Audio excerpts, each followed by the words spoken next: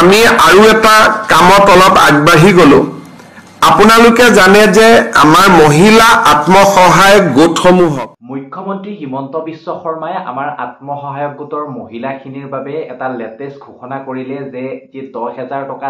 টকা কেতিয়াকে সোমাব সেয়া মই আপোনালোকক শুনাই দিছো বেছি সময় দেৰি নকৰি আপোনালোকে শুনক কেৱল মাত্ৰ শুনক কি কৈছে তেখেতে কোনদিনা আপোনালোকক পইচা দিব কোনটো সমষ্টিত সেয়া আপোনালোকে ধুনীয়াকৈ শুনিলো আমি আৰু এটা কামত অলপ আগবাঢ়ি গলো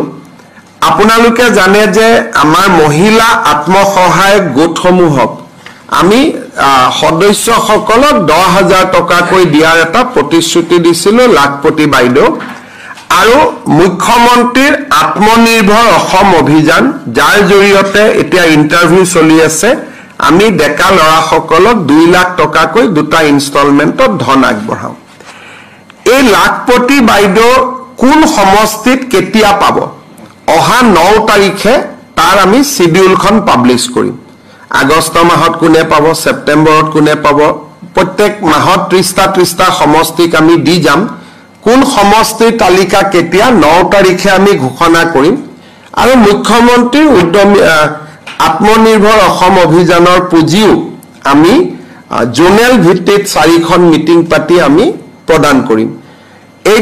কোন সমষ্টিত কোনে পাব আমাৰ মন্ত্ৰী সভাৰ সদস্যসকলক মই দায়িত্ব দিছো ৰুটিনখন বনাবৰ কাৰণে তেওঁলোকে ৰুটিনখন বনাই দিব